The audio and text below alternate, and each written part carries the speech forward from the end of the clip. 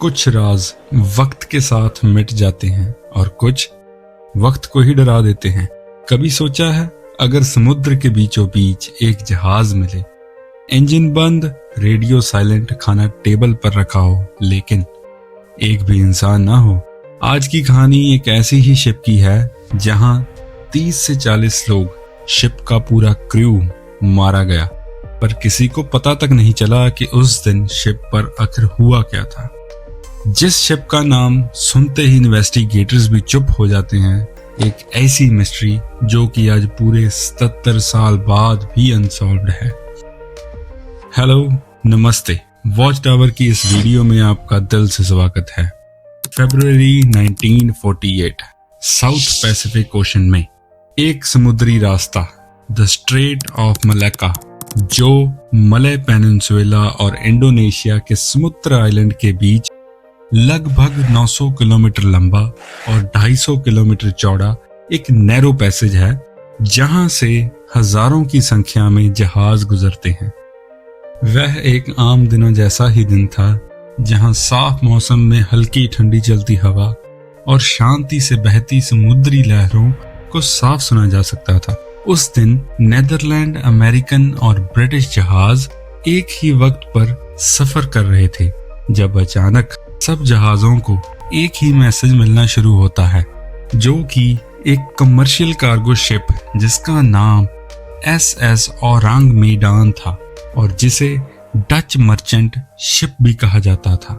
वह message Morse code में भेजा गया था। मोर्स कोड एक ऐसी भाषा है जिसमें शब्दों की जगह सिग्नल्स यूज होते हैं। इसमें सिर्फ दो चीजें होती हैं, डॉट और डैश।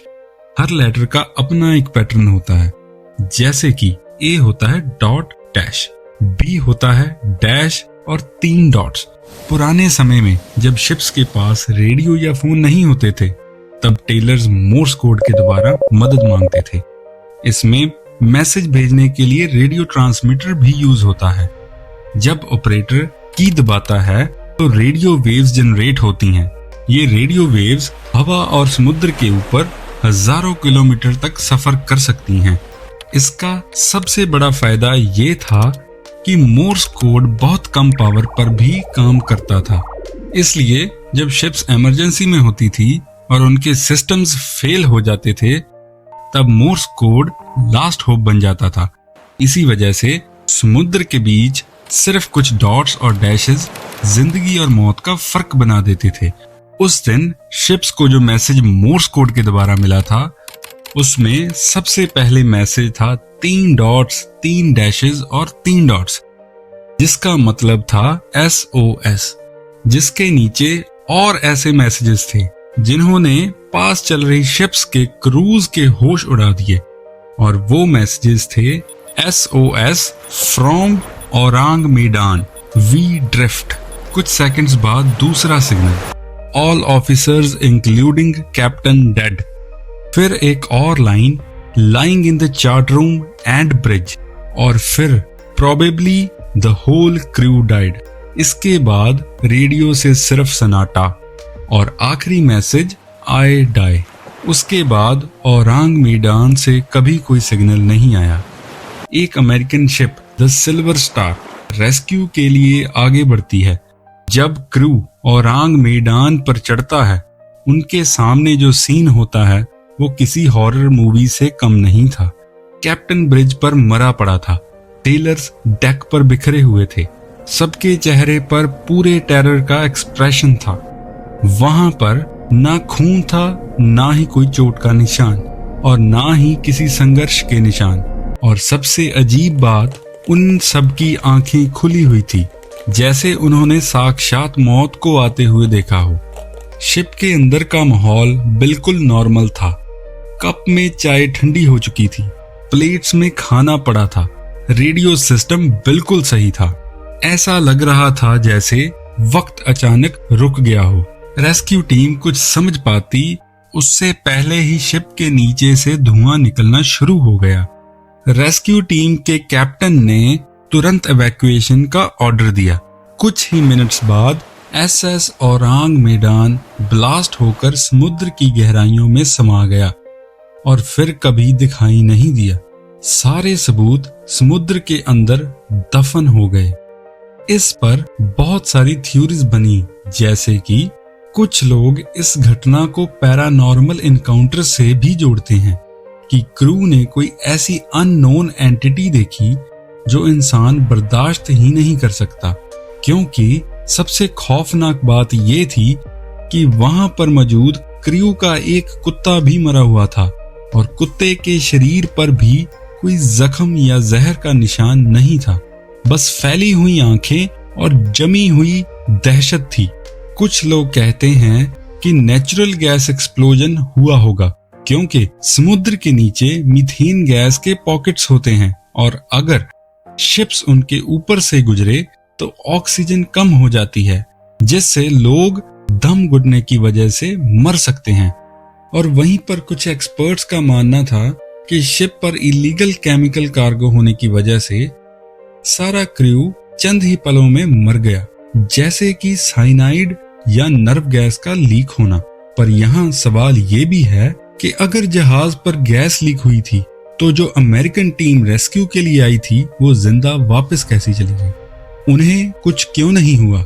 हालांकि एक रिपोर्ट में दावा किया गया कि एक अकेला क्रू मेंबर जिंदा बच गया था, जिसने द औरांग मेडान शिप में हुए इस हादसे के बारे में और भी जानकारी दी।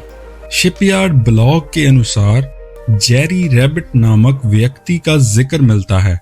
कहा जाता है कि औरांग मेडान के डूबने के 10 दिन बाद रैबिट मार्शल आइलैंड के तट पर अपने 6 मरे हुए क्रू मेंबर्स के साथ बहकर पहुंचा, जहां उसकी मुलाकात एक मिशनरी से हुई जिसको उसने अपनी सारी कहानी सुनाई।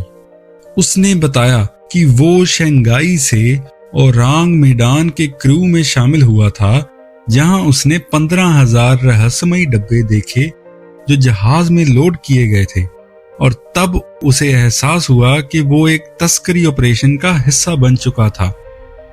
बीच समुद्र में अचानक क्रू मेंबर्स के पेट में दर्द शुरू होने लगा और कुछ समय के बाद एक की मौत हो गई। तब उसने शिप की लॉगबुक देखने का फैसला किया, जिसमें उसने पाया कि वो 15,000 डब्बे चीन से आए थे, जिनमें सल्फ्यूरिक एसिड, पोटाशियम साइनाइड और नाइट्रोग्लिसरीन भरा था, और जहाज कोस्टा रिका के लिए रवाना हुआ था। रैबिट को लगा कि सल्फ्यूरिक एसिड लीक हो रहा है, जिससे जहरीली गैस बनी और क्रू मेंबर्स का दम घुटने लगा। जैसे जैसे लोग मरने लगे, रैबिट डर गया और अपने साथ 6 और क्रू मेंबर्स को लेकर लाइफ बोट में भाग निकला। लेकिन लाइफ बोट में सफर के दौरान उसके सभी साथी मर गए और रैबिट खुद भी ये कहानी बताने के बाद मर गया। पर हैरानी की बात तो ये है कि अखबार में छपी इस कहानी के बाद रैबिट का कोई सबूत नहीं मिलता कि वो कभी एग्जिस्ट भी करता था। यहां से मिस्ट्री और भी गहरी हो जाती है, क्योंकि इस शिप का कोई क्लियर रजिस्ट्रेशन रिकॉर्ड नहीं था। ओनर कंपनी का डाटा इनकम्प्लीट था और कुछ लोग कहते हैं कि शिप ऑफिशियली एग्जिस्ट ही नहीं करती थी। तो फिर रेडियो मैसेज किसने भेजा? और अगर शिप एग्जिस्ट ही नहीं करती थी तो रेस्क्यू क्रू ने जो लाशें देखी वो क्या थी? आज भी जब समुद्र में कोई अबंडेंट शिप मिलती है तो सेलर्स के दिमाग में एक ही नाम आता है, SS औरांग मेडान। शायद कुछ राज ऐसे होते हैं जो सिर्फ समुद्र ही जानता है, और शायद ये मिस्ट्री कभी ना सॉल्व होने वाली उन हजारों ही कहानियों की तरह कहीं दफन हो जाए, और शायद हमें कभी पता ही न चले कि उस दिन उस शिप पर असल में हुआ क्या था।